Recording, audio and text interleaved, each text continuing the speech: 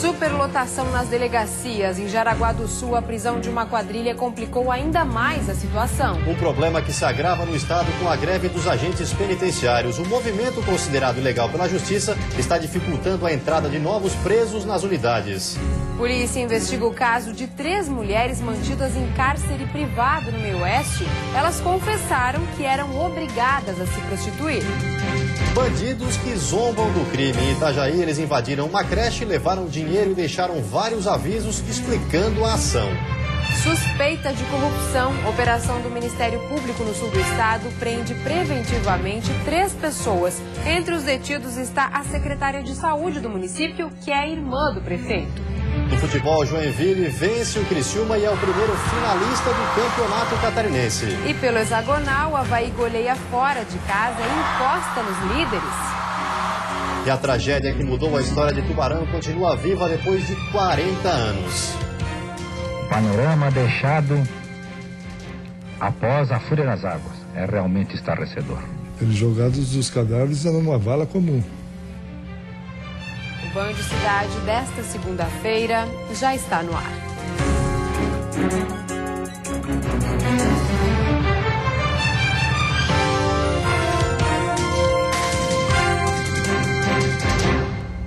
Olá, boa noite. Boa noite. Um centro de educação infantil em Itajaí foi alvo de furto no fim de semana. Além de levarem dinheiro e aparelhos eletrônicos, os bandidos deixaram recados para os funcionários da unidade. As aulas estão mantidas na creche João Vieira Ramos, do bairro Salceiros, em Itajaí.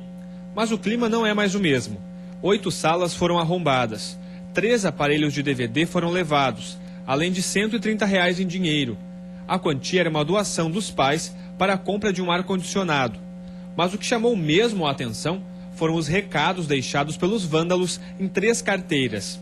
Achei o dinheiro, desisti de levar as coisas. Ao menos não levei as crianças, elas vão ir à vigilância daqui, porque meus filhos e seus filhos podem ser sequestrados. Na terceira mesa, cuide bem dos meus filhos, pego depois. Algumas mães entenderam as mensagens como ameaça e preferiram não deixar as crianças na escola. Então a gente tá com muito medo, eu tô levando minha filhinha embora agora. Tô com muito medo. Mas a ousadia dos criminosos não terminou com os recados. Eles entraram aqui na cozinha, abriram o freezer e empacotaram alguns pedaços de carne. Eles ainda prepararam uma janta. Os funcionários da unidade acreditam que eles tenham passado horas aqui dentro. As professoras preferiram não gravar entrevista, mas disseram que temem que a situação se repita. A creche conta com um sistema de monitoramento, através de uma empresa terceirizada. Mas o serviço não foi acionado porque o fio de telefone foi cortado pelos vândalos. O secretário de Educação de Itajaí diz que todo o prejuízo deve ser pago pela companhia de segurança. Considero isso pura maldade, né? E que espero que não signifique consequência nenhuma. E a polícia de Erval do Oeste investiga um suposto caso de cárcere privado e envolvimento de menor com prostituição. Naturais do Paraná, elas estavam no porão de uma casa nesta travessa, localizada no bairro Vila Rica, em Erval do Oeste, há cerca de uma semana. A jovem conseguiu chamar a polícia em um momento em que o suposto responsável pelo cárcere não estava em casa. Em depoimento, a adolescente contou que elas foram atraídas com uma proposta de emprego, mas que eram obrigadas a se prostituir. Além disso, eram ameaçadas para não contar o fato a ninguém. O delegado responsável pelo caso não quis gravar entrevista, mas informou que as investigações seguem pelo suposto envolvimento da menor com a prostituição. Quanto ao cárcere privado, ele disse ainda que é preciso coletar mais informações para afirmar com clareza o que estava acontecendo no local. Ainda devem prestar depoimento na delegacia as outras 2 mulheres e o homem acusado por elas. A polícia também vai investigar se há outras pessoas envolvidas no caso. Acabou essa... Perigo na estrada. É cada vez maior o número de veículos trafegando nas rodovias estaduais com excesso de passageiros. Hoje, mais um flagrante foi registrado pela nossa equipe. Dessa vez, no centro da cidade de Lages. Nossa equipe flagrou este carro com placas de caçador no centro da cidade de Lages, agora à tarde, com excesso de passageiros. Ao avistarem a cena, os agentes de trânsito foram atrás do veículo e o condutor foi multado. Essa situação também vem se repetindo nas rodovias. De acordo com o inspetor da Polícia Rodoviária Federal, é comum flagrar carros excedendo o limite de pessoas. A gente já flagrou diversas pessoas transitando, conduzindo outras pessoas no compartimento de carga. Na nossa região, aqui no interior, é até um fato bastante comum. Na última sexta-feira, um carro com placas de Correia Pinto foi parado pela Polícia Rodoviária Federal na BR-116, com passageiros deitados na caçamba do veículo. A multa é multa gravíssima, é feito o auto de infração e essas pessoas, para seguirem transitando, as pessoas têm que embarcar em outro veículo. Aí ou vem alguém para buscar, ou no ônibus, elas não podem seguir na situação que está. Em janeiro deste ano, turistas vindos da Argentina foram multados por estarem com crianças e adultos deitados em um colchão no compartimento externo do carro.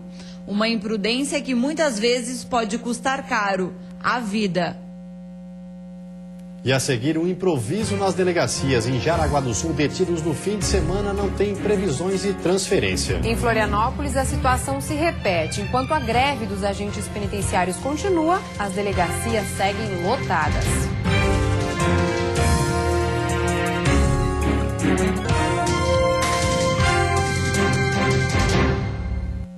Lotação na delegacia de Jaraguá do Sul. A situação se agravou com a prisão de uma quadrilha de caixeiros.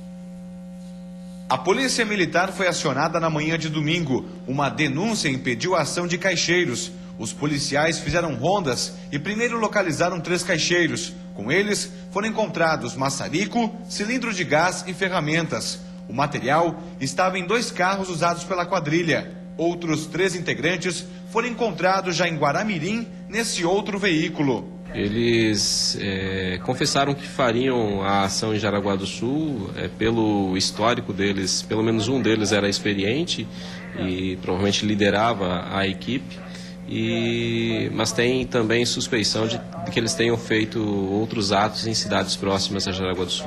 Os 6 caixeiros foram encaminhados para a delegacia, onde foi feito o flagrante. A prisão da quadrilha de caixeiros lotou a carceragem na delegacia da comarca de Jaraguá do Sul, que é ocupada por 10 presos. 8 deles aguardam transferência para o presídio regional, mas ainda sem previsão, em virtude da greve dos agentes penitenciários. Os 6 caixeiros dividem a mesma cela com um homem preso por furto e outro preso por embriaguez ao volante. Todos foram detidos no fim de semana e estão sem banho apropriado e alimentação. A cela ao lado está reservada para 2 menores que foram apreendidos e durante o dia ficam na DPCAM, a Delegacia de Proteção à Criança e Adolescente. À noite, eles são transferidos para a comarca. A situação sobrecarrega os policiais civis que têm se revezado. Para a gente aqui é muito complicado. Nós não temos como manter esses presos na questão de alimentação, banho de sol, o banho para higiene pessoal e principalmente a questão da segurança da delegacia no que concerne aos policiais civis e também a população que passa aqui diariamente, seja para confecção de BOs como para oitivas. Além de Jaraguá do Sul, outras cidades do estado passam por situação semelhante. Em Florianópolis, a greve dos agentes penitenciários agrava o problema nas delegacias. Um detento baleado na semana passada está entre os que aguardam por transferência. Esta delegacia da capital, a exemplo da maioria, está fazendo o papel de presídio sem qualquer estrutura para isso. Um dos detentos que está aqui dentro foi baleado na semana passada. Machucado, o homem está aguardando, junto com mais 2 presos, o fim da greve dos agentes penitenciários para ser encaminhado à unidade prisional. Uma bala de fuzil alvejou através do carro e ele está com problemas graves de saúde. Ele foi submetido a uma cirurgia grave, uma série de procedimentos foram feitos e o médico recomendou 60 dias de repouso e que, lamentavelmente, aqui não existe a mínima condição Na última quinta-feira, o Tribunal de Justiça de Santa Catarina declarou ilegal a greve dos agentes penitenciários e socioeducativos, porque a legislação não permite a paralisação de servidores responsáveis diretos pela manutenção da ordem e segurança pública e determinou que eles retornassem imediatamente ao trabalho sob pena de multa diária de R$100 mil e desconto salarial dos dias parados. Mas os agentes ainda estão de braços cruzados. A diretoria do Sindicato dos Trabalhadores no Serviço Público Estadual, o Sintesp, disse que ainda não foi intimado oficialmente e que a greve não tem data prevista para acabar. O sindicato acha que a greve é constitucional, um direito constitucional de a gente reivindicar desta forma, então nós vamos continuar a greve até que o governo atenda às nossas reivindicações. Já a Procuradoria-Geral do Estado garantiu que o sindicato ainda não foi comunicado oficialmente sobre a decisão da Justiça, porque o presidente não foi encontrado. Essa intimação vai ocorrer amanhã às 10 horas da manhã, com hora certa. Eles já deveriam ter retornado ao trabalho, mas a partir de amanhã às 10 da manhã, se não o fizerem, todas as consequências sancionatórias da decisão judicial vão passar a incidir. E depois do intervalo tem futebol. Joinville vence o Criciúma e é o primeiro finalista do Campeonato Catarinense. E pelo hexagonal, o Avaí goleia fora de casa e encosta nos líderes.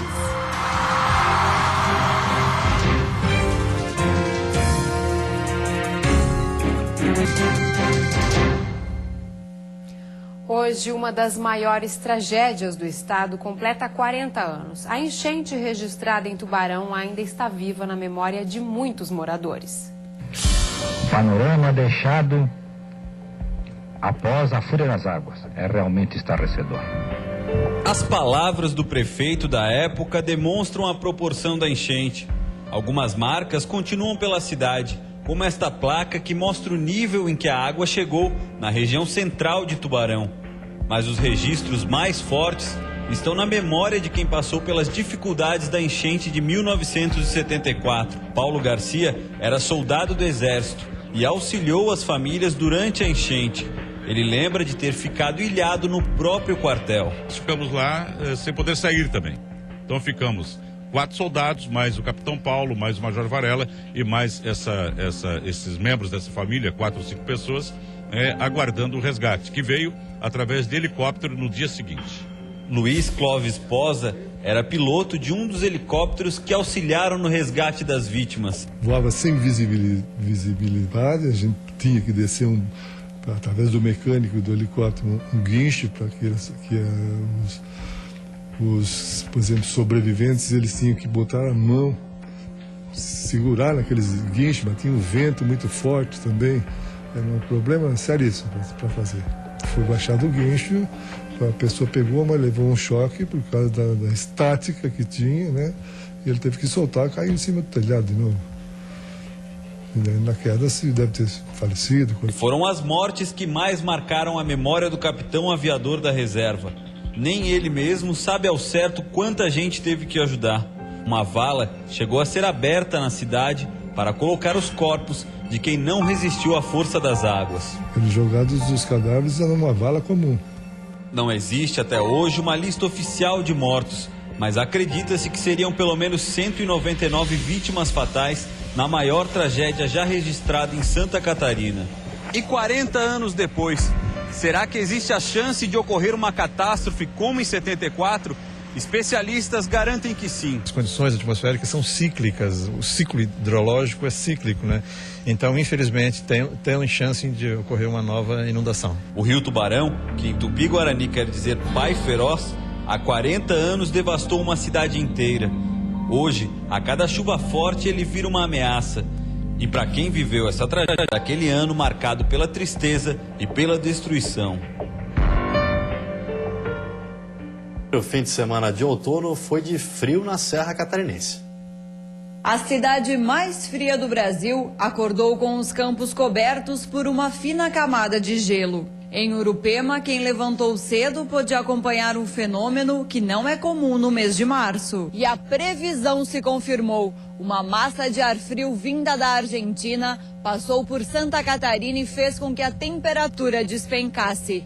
Agora, o relógio marca pouco mais de 6h30 da manhã e o termômetro aqui na Praça Central de Urupema marca 6 graus. E ao amanhecer, o frio estava ainda mais intenso. Segundo a Ipagre-Cirã, órgão que monitora as condições climáticas, na madrugada de sábado foi registrado em Urupema menos 1,4 graus. Este primeiro frio eu já achei bastante forte, porque a gente já estava desacostumado, o verão foi muito quente, né? Quando eu abri a janela já nem tinha mais por causa que o vento levantou, né? Mas eu já vi que tinha dado já até umas horas da noite e deu, tá? Foi bastante frio, né? E o frio veio acompanhado de um vento gelado que fez com que muita gente tirasse os casacos pesados do armário para se proteger. Não, senhora, a gente é acostumado, né? A gente é acostumado disso aí. O senhor acha que tá na época? Tá na época já. E como o primeiro final de semana do outono já trouxe geada para a serra, os moradores da cidade mais fria do estado já providenciaram a lenha e se preparar para os dias gelados que vêm por aí. A terça-feira vai ter nevoeiros isolados ao amanhecer, com presença de sol entre nuvens no decorrer do período. A chance de chuva isolada no Vale do Itajaí e Grande Florianópolis. Temperatura em pequena elevação. A mínima deve ficar em 10 graus na Serra e a máxima em 29 no Vale do Itajaí. No Planalto Norte, mínima de 13 e máxima de 23 graus. Na Grande Florianópolis, Sul e Oeste, máxima de 28 graus. E no Litoral Norte, mínima de 14 e máxima de 24 graus. Futebol, vamos começar falando do hexagonal que vai definir uma vaga para a Copa do Brasil e os dois rebaixados do Catarinense. O destaque da rodada foi o Avaí, que goleou fora de casa e encostou nos líderes. Em Ibirama, o Atlético não foi páreo para o time da capital, que teve como destaque mais uma vez o meia Marquinhos. Ele fez um gol e deu várias assistências durante a partida. Roberto marcou 2 vezes e Kleber Santana também balançou as redes. O Leão da Ilha está com 10 pontos na 3ª colocação. O Atlético, com apenas 3, é o time virtualmente rebaixado. Na Arena Condá, a Chapecoense abriu o placar com Fabiano aos 11 minutos do primeiro tempo. Na etapa final, aos 26 minutos, ele de novo, Fabiano, 2-0 para o Verdão, que ficou na 2ª posição com 12 pontos. O Brusque, com 8, é o 4º na tabela. Em Jaraguá do Sul, um gol relâmpago de Anderson Lopes para o Marcílio Dias. Ele marcou aos 19 segundos do primeiro tempo. Alisson aumentou aos 32 minutos do segundo tempo. O Juventus descontou com Jabá quase no final do jogo. Agora o moleque travesso é o 5º colocado com 7 pontos. O Marcílio, com 12, ocupa a liderança do hexagonal. E pelo quadrangular, o Joinville derrotou o Criciúma e é o primeiro finalista do Campeonato Catarinense. Na capital, vitória do Figueirense, que deu mais um passo na busca da outra vaga. No Orlando Scarpelli, um jogo que poderia ser fácil para o Figueira, acabou deixando o torcedor impaciente. O alvinegro saiu na frente. Dudu foi derrubado na área. O juiz entendeu que foi pênalti. Giovanni Augusto cobrou e marcou. E depois da cobrança de escanteio, a bola sobrou para Lúcio Maranhão. Só teve o trabalho de empurrar para o fundo do gol. O Metropolitano foi para cima e descontou com esse gol de Juliano Mineiro. Até o apito final, a pressão foi toda do Metrô Bala. Mas o Furacão conseguiu segurar a vitória e agora vai decidir a outra vaga contra o Criciúma, lá no sul do estado. Não foi a grande atuação, eu acho que a atuação foi uma atuação boa até a gente fazer o segundo gol, e depois não foi uma atuação realmente de time que quer ganhar, que sabe ganhar e que está lutando até o final pela vaga na final. Na Arena Joinville, um jogo bastante disputado. Do confronto com o Criciúma, sairia um dos finalistas. E deu Jack. Depois de várias chances perdidas pelos dois times, o gol da vitória saiu dos pés dele. O cruel Jael, aos 30 do segundo tempo. Com 9 pontos, o tricolor enfrenta o Metropolitano, já classificado na próxima rodada, e precisa de pontos caso queira decidir o campeonato na Arena Joinville. Os jogos decisivos não são goleadas. É 1-0, é 2-1, é um erro às vezes de um defensor. E não seria diferente hoje. Porque nós precisamos ganhar de 1-0. 1-0 nós estamos na final. E a seguir, a Prefeitura de Florianópolis anuncia plano emergencial de combate à dengue. E ainda a Operação Colina Limpa do GAECO prendeu hoje 3 pessoas ligadas à Prefeitura de Orleans. Uma delas é a secretária de Saúde do município.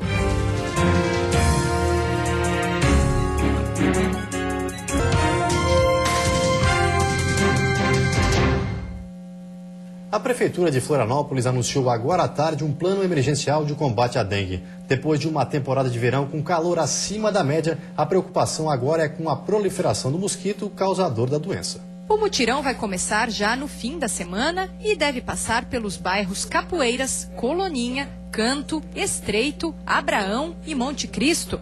A região concentra 33 dos 34 focos de dengue registrados somente neste ano na capital. As pessoas não têm o hábito de colocar o lixo onde o lixo realmente tem que estar, que é nos vasilhames, nos sacos plásticos, colocam os lixos na rua. Os alvos serão entulhos, terrenos baldios, comércios e residências onde há água parada, ambiente que favorece a reprodução do mosquito Aedes aegypti. A companhia Melhoramentos da Capital vai realizar a limpeza nos bairros durante o mutirão, mas o gerente da CONCAP orienta que a prefeitura tem postos permanentes de coleta de lixo. A CONCAP dispõe de 2 pontos de entrega voluntária na cidade. Um fica no Itacurubi e outro fica na comunidade Chico Mendes. Florianópolis não tem casos confirmados de dengue, apenas 10 suspeitas e uma situação em análise. Mas os primeiros focos do mosquito foram encontrados na capital em 2010. 2 anos depois, os locais de risco chegaram a mais de 100. Por isso, a atuação da prefeitura deve se intensificar nos próximos 3 meses. No ano passado, quando os mutirões iniciaram, foram registrados 42 focos do mosquito da dengue. Neste ano, só de janeiro a março, já são 34. A expectativa do Centro de Controle de Zoonoses da capital é frear esse ritmo crescente até o final do ano. Mais de 1.000 armadilhas distribuídas de forma estratégica em todo o município, inclusive aqui no continente. E os agentes de campo do Centro de Controle de Zoonoses visitam periodicamente para verificar se tem larva do mosquito ou não. Suspeita de corrupção, operação do Ministério Público prendeu preventivamente 3 funcionários públicos. Entre os detidos está a secretária de Saúde de Orleans. Foram cumpridos mandados de busca e apreensão na Prefeitura Municipal de Orleans e na Secretaria de Saúde do município. A Operação Colina Limpa apura crimes cometidos contra a administração pública. Fortes indícios de vários crimes, como formação de quadrilha, desvio de dinheiro, licitações direcionadas para fornecedores específicos escolhidos por funcionários, gastos de dinheiro público, como festas para servidores da prefeitura realizadas com dinheiro público, pagamentos de notas sem entrega de materiais. Vários indícios foram constatados nesse período de investigação. 4 agentes públicos foram afastados preventivamente e estão proibidos de entrar nos prédios. Outras 3 pessoas investigadas foram presas preventivamente. Entre elas, a secretária de Saúde, Irânia Cascais Nazário, que é irmã do prefeito. A investigação não se limita à área da saúde, né? Então, existem outras pastas, né, que também estão sendo, em razão dos indícios, também estão sendo investigadas. A prefeitura informou através da secretária do prefeito que só vai se manifestar quando tomar conhecimento do processo e que, por enquanto, ninguém está autorizado a comentar o assunto. Pelo menos 80 pessoas serão ouvidas no decorrer da investigação, que não tem prazo para ser concluída. A ideia é, nesses próximos dias, a dedicação quanto a isso, para ouvir o mais rápido possível essas pessoas e analisar os documentos apreendidos. E Camilo Martins continua como prefeito de Palhoça até o julgamento do processo de cassação. O desembargador Sérgio Roberto Bachluz, do Tribunal Regional Eleitoral, concedeu liminar que mantém Camilo no cargo até o julgamento do mérito em Brasília. O prefeito é acusado de abuso de poder econômico na eleição de 2012. Vamos ver como está o trânsito ao vivo aqui na capital. Você vê imagens das pontes que fazem a ligação entre a ilha e o continente. O trânsito é bastante lento para quem deixa a ilha. Em Florianópolis faz 24 graus nesse momento. E você fica agora com o Jornal da Band. Uma ótima noite a todos e até amanhã. Boa noite, até amanhã.